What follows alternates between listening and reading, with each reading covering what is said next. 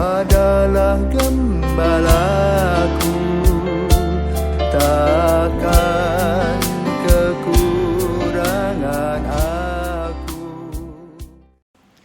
Saudara-saudara terkasih, selamat pagi. Salam jumpa lagi dalam Sabda Siap Saji Kamis 18 Maret 2021. Mari kita berdoa dalam nama Bapa, Putra, dan Roh Kudus. Amin. Bapa yang penuh kasih, ketika kami datang di sebuah tempat, maka kami harus beradaptasi, belajar tentang lingkungan dan situasi yang ada. Dan kami harus berhati-hati untuk berpikir, berkata, berbuat. Maka ajarlah kami mengikuti cara-cara Yesus hadir dalam mewartakan kabar gembira. Walaupun kesaksiannya kadang-kadang ditentang, tetapi Yesus terus berjalan di dalam kasih-Nya, memberikan yang terbaik kepada mereka semua.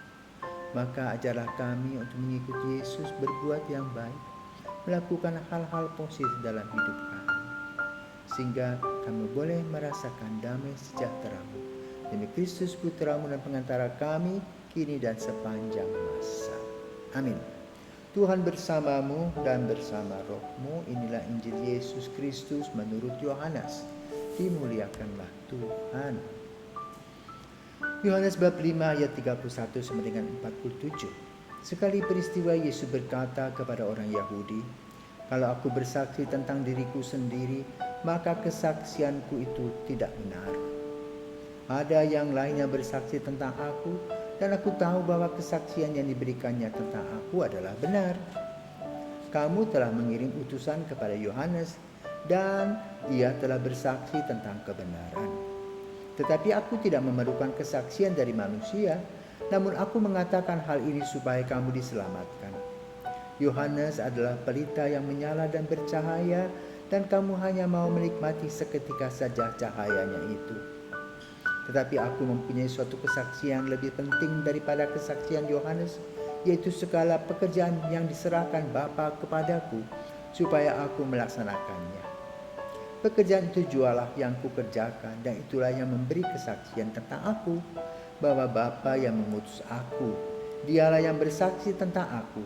Kamu tidak pernah mendengar suaranya, rupanya pun tidak pernah kamu lihat, dan firman-Nya pun tidak menetap dalam dirimu, sebab kamu tidak percaya kepada Dia yang diutusnya. Kamu menyelidiki kitab-kitab suci, sebab kamu menyangka bahwa olehnya kamu mempunyai hidup kekal. Tetapi walaupun kitab-kitab suci itu memberi kesaksian tentang aku, namun kamu tidak mau datang kepadaku untuk memperoleh hidup itu. Aku tidak memerlukan hormat dari manusia. Tetapi tentang kamu, memang aku tahu bahwa di dalam hatimu kamu tidak mempunyai kasih akan Allah. Aku datang dalam nama Bapa-Ku, dan kamu tidak menerima aku. Jikalau orang lain datang atas namanya sendiri, kamu akan menerima dia. Bagaimanakah kamu dapat percaya karena kamu menerima hormat seorang dari yang lain, tetapi tidak mencari hormat yang datang dari Allah yang Esa? Jangan kamu menyangka bahwa aku akan mendakwa kamu di hadapan Bapa. Yang mendakwa kamu adalah Musa, yaitu Musa yang kepadanya kamu menaruh pengharapan. Sebab jikalau kamu percaya kepada Musa, tentu kamu juga akan percaya kepadaku, sebab Musa telah menulis tentang aku. Tetapi jikalau kamu tidak percaya akan apa yang ditulis oleh Musa, bagaimanakah kamu akan percaya akan apa yang aku katakan? Demikianlah Injil Tuhan. Terpujilah Kristus. Saudara, Musa hebat, tokoh hebat dalam perjanjian lama. Bagaimana dia mempunyai keberanian yang luar biasa. Namun tangan Tuhan memang merenda Musa. Sejak kecil dia dipelihara di kerajaan, dan ibunya menggunakan akal yang sehat. Ketika bayi-bayi Ibrani dibunuh, dia disembunyikan di sungai yang mengalir ke tempat putri Firaun. Dan bayi kecil tadi dimasukkan di dalam keranjang yang dibuat dari papirus, dan dikawal oleh Miriam kakaknya. Sesudah itu ibunya lah yang mengasuh Musa. Ini bukan sebuah kebetulan. Inilah Tuhan yang merencanakan seperti kita. Tuhan merencanakan kita bertemu dengan si A, dengan si B, si C berjodoh dengan si D dan sebagainya dan seterusnya. Di baliknya itu ada rencana Tuhan. Musa menggunakan karunia dan karisma yang Tuhan berikan kepadanya. Untuk apa?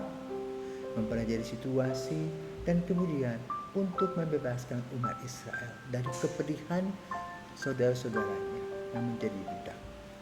Maka kemudian dia mencari tahu apa yang diperlukan dan dia pergi bertapa di padang gurun dan melihat bertemu dengan semak belukar yang tidak terbakar yang menyatakan bahwa akulah Yahweh Allah Abraham, Ishak dan Yakub.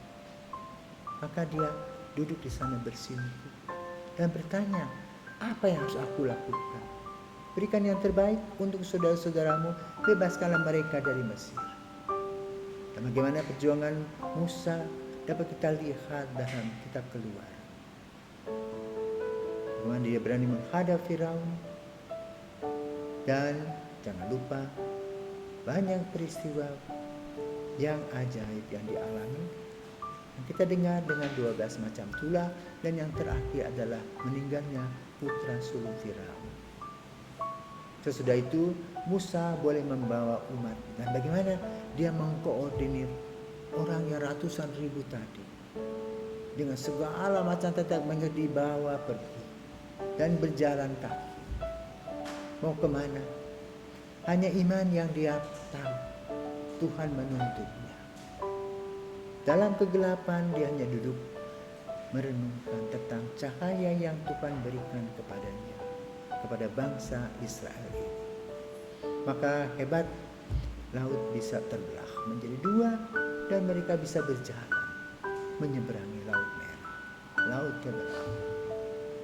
Musa telah memberikan yang terbaik. Maka cerita tentang Musa dari mulut ke mulut dan menyejarah. Sampai hari ini pun juga bagi umat Yahudi peranan Musa amat sangat luar biasa. Sudah itu mereka tinggal, bertumbuh, berkembang di Galilea. Sampai akhirnya juga lahir Yohanes yang tentu juga mempunyai sejarah yang luar biasa. Dan sejarah itu mengingatkan sejarah kita masing-masing. Bagaimana Tuhan merenda, Tuhan mempersiapkan, Tuhan mempertemukan ayah ibu kita. Tuhan juga mempersiapkan di mana kita lahir, di mana kita hidup dan sebagainya. Sama seperti Yohanes yang mempunyai sejarah ketika ibunya disebut sebagai wanita mandul dalam ketuaan umurnya, dia mengandung di sana. Dia melahirkan Yohanes. Yang artinya apa? Tuhan memberkati. Dan lalu apa yang dibuat oleh Yohanes? Mempunyai sebuah komitmen melaksanakan persiapan kehadiran Yesus. Mulai dengan dirinya sendiri bertapa di padang gurun, menjadi murid dari kelompok Anawim, lalu juga memperkenalkan Yesus kepada murid-muridnya. Maka lalu murid-muridnya yakin dan percaya. Namun ketika Yesus mulai berkarya, apa yang terjadi? Yang terjadi adalah sebaliknya. Itu yang diherankan oleh Yesus.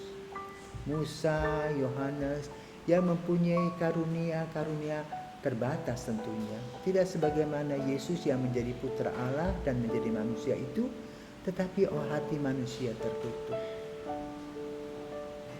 Tidak mau memahami kehadiran Yesus. Harusnya dengan persiapan-persiapan yang sudah ada, orang bisa melihat bagaimana Tuhan itu luar biasa. Karena itu di sanalah iman kita diuji. Mereka tidak percaya. Karena mereka ingin melihat. Baru mereka melihat setelah Yesus wafat dan bangkit. Kita bersyukur bahwa kita tidak lahir pada zaman itu. Mungkin ketika kita lahir pada zaman itu sama saja. Kita tidak percaya. Karena kita belum melihat saksi dan bukti. Maka kita belajar dari mereka. Yaitu mereka tidak memahami tidak mengerti, hati mereka tertutup. Masalah itu merupakan sebuah refleksi untuk kita sendiri, agar kita berani mengenal Tuhan Yesus, berani membuka diri, sehingga kita bisa memahami, mendengar, dan membaca kesaksian tentang Yesus. Kenapa? Kehadiran Yesus bukan untuk mendakwa. Yang mendakwa adalah diri kita sendiri. Kenapa? Kita tidak menggunakan waktu kita dengan baik, sehingga waktu itu lewat, dan kesempatan yang Tuhan berikan kepada kita pun tidak kita gunakan dengan baik. Maka mari saudaraku terkasih, pada masa COVID ini kita belajar untuk melihat cukup makan, cukup tidur, cukup pakai, menikmati hidup dengan sukacita dan gembira. Sehingga dengan demikian kita betul-betul merasakan kehadiran Tuhan setiap hari, detik demi detik, menit ke menit, di mana Kristus hadir. Maka marilah kita mengundang Tuhan hadir senantiasa di dalam langkah-langkah hidup kita, sehingga kita merasa aman, tenang, dan damai. Selamat pagi.